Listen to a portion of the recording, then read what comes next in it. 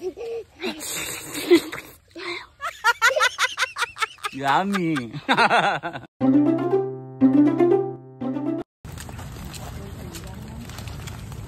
It's farming time!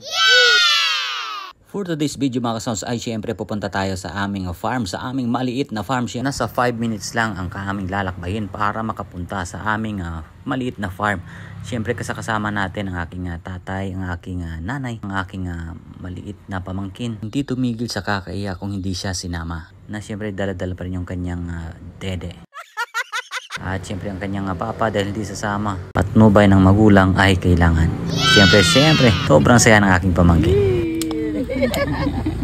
At syempre hindi matutumbasan ang saya pag nagsasama-sama kayong magkakapamilya. Habang naglalakbay kayo, pumupunta kayo sa inyong destinasyon ay syempre nag-uusap kayo at syempre may matatanaw kayong mga magagandang hayop na kasama ng ating magigiting na mga farmers. At habang naglalakbay kami papunta sa aming maliit na farm ay alala namin bigla na ito yung dinadaanan namin mula noon pagkabata pa kami, na dito kami naninirahan, dito kami naliligo minsan. Dumadaan habang papunta sa aming school. Kahit umuulan ay nilalakbay pa rin namin para makarating sa aming bahay or sa aming paaralan. Napakaganda ang mga ibon na lumilipad at kulay berde na mga palayan.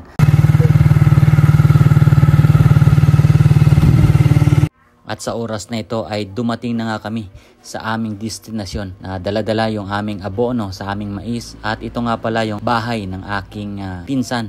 At habang nag-uusap kami, tanaw namin ang fish pan ng aking tiyuhin na lalagyan niya ng tilapia at hito. Napakasarap pa rin mamuhay sa probinsya dahil makakapaghayop ka, makakapag-alaga ka ng mga iba't ibang hayop at iba-ibang isda. At dyan guys ay hinahati na namin yung 2 sako na abono para gawing 4 para hindi masyadong mabigat pag dinala namin dun sa taas sa aming munting maisan. So kasama din yung aking mga pinsan na si Toto at saka si Ninit. At yung asawa din ni Toto na si Paging.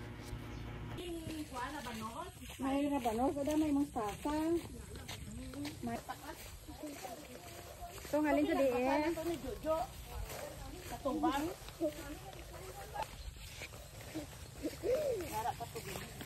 Ito yung sitwasyon sa aming farm guys na kailangan namin pag may binhi or abono kami na ilalagay sa aming palayan ay mano-mano naming kinakarga at pinapasan papunta doon sa aming palayan or sa aming maisan. Natutuwa nga yung aking tatay ngayon dahil sa ilang araw din or ilang weeks din na hindi siya nakapunta sa kanyang munting sakahan ay ngayon nakakapunta na dahil naging mabuti na ang kanyang pakiramdam. At salamat din sa aking pinsan na tumulong para ikarga at ipasanin yung ibang mga abono para sa aming maisan. At salamat din dahil sumama yung aking kapatid, yung kakagraduate lang na bagong nursing ni nanay at saka ni tatay na si Bebe. At dyan guys magsisimula na kami sa pag-aabono.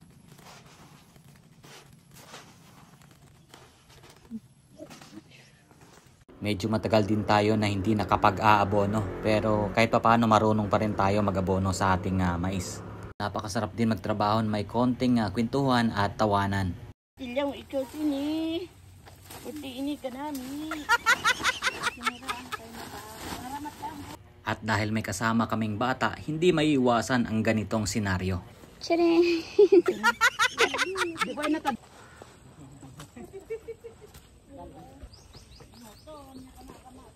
Wow.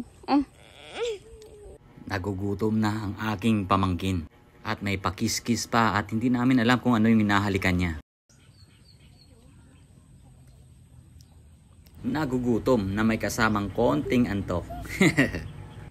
Hi! Tapos na! So sobrang init, natapos na din. Tapos na guys. At yun na nga, dahil maliit lang naman yung aming munting maisan, maaga naming natapos guys at siguro 1 oras lang at kalahati natapos na rin. At dahil nagugutom, salamat sa free rambutan ni Toto at saka ni Paging ang aking pinsan. At dahil nagugutom konti, merienda na rin namin to. At gusto ko magpasalamat sa aking tatay at sa aking nanay na kahit papano maliit pa kami, hindi nila kami pinabayaan. At ang masasabi lang namin sa inyo, hayaan nyo kaming suklian ang inyong mabuting ginawa sa aming magkakapatid. At hanggang dito na lang guys masasabi ko lang, mabuhay ang ating mga magulang, mabuhay ang magsasakang Pilipino.